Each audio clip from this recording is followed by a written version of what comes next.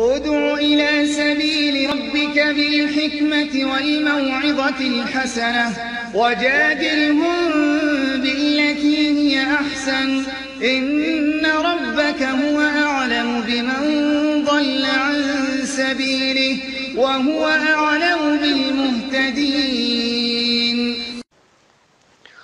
ওয়ালাইকুম আসসালাম ওয়া রাহমাতুল্লাহ। আলহামদুলিল্লাহি ওয়াহদা ওয়াসসালাতু ওয়াসসালামু আলা মান লা নাবিয়্যা বাদ, আম্মা বাদ।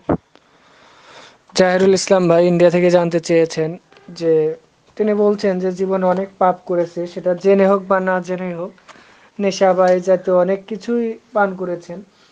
তো এই ক্ষেত্রে করণীয় কি? এখন যদি তাওবা করা হয় তাহলে আল্লাহ ক্ষমা করবেন কিনা? শুকরান, জাযাকাল্লাহ খায়র। আসলে ভাইজান, আল্লাহ রাসূল সাল্লাল্লাহু আলাইহি ওয়াসাল্লাম বলছেন, আবু দাউদের হাদিস, কুল্লু বানি আদম খাত্তা, প্রত্যেক আদম সন্তানই ভুলকারী, তবে সর্বোত্তম ভুলকারী সেই ব্যক্তি যে ভুল করার পর তাওবা করে। অর্থাৎ মানুষ ভুল করবে, এটাই স্বাভাবিক, ভুল করাই স্বাভাবিক। তো আমরা অনেক সময় জেনে ভুল করি, অনেক সময় না জেনে ভুল করি। এখন আমরা যদি জানার পরেও ভুল করি, ভুল করার পর এবার যদি আমি বুঝতে পারি যে আসলেই আমি ভুল করেছি, সেক্ষেত্রে আমার করণীয় কি? অনুতপ্ত হতে হবে। অনুতপ্ত হওয়ার পর এই চিন্তা করতে হবে যে আল্লাহ, আমি যে পাপ করেছি এই পাপ আর করবো না।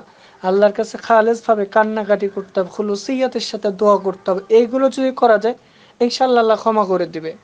কারণ আল্লাহ রাব্বুল আলামিন পবিত্র কোরআনে 25 নং সূরা ফুরকানের 70 নং আয়াতে বলছেন যে যে ব্যক্তি পাপ কাজ করবে এবং তার পাপ কাজটা বুঝতে পারার পর সে ঈমান আনবে, সৎ আমল করবে, ইবাদদিলুল্লাহু সাইয়্যাতিল হাসানা, সে পূর্বে যে পাপ করেছে জেনে হোক অথবা না জেনে হোক, এখন যে তাওবা করছে, পরবর্তীতে আর পাপ করবে না, আল্লাহর বিধানকে মেনে নিচ্ছে, আল্লাহকে ভয় করছে, খুলুসিয়াতের সাথে রাজি খুশি করার জন্য, আল্লাহ রাব্বুল আলামিন তার পূর্বে যত পাপ ছিল সব পাপগুলোকে নেকিতে পরিপূর্ণ করবেন। সুবহানাল্লাহ। এই জন্য আপনি হোক, আমি হোক, আমরা সবাই ভুল করি, ভুল করাই স্বাভাবিক। আমরা অনেক সময় একটা যে হারাম জেনেও না যায়, জেনেও আমরা সেটা করি, অথবা করার পরে আমরা ভুলটা বুঝতে পারি, তখন আমরা তাওবা করি। অবশ্যই আমরা যখনই ভুল বুঝতে পারবো আল্লাহর সাথে খালেসভাবে তাওবা করব।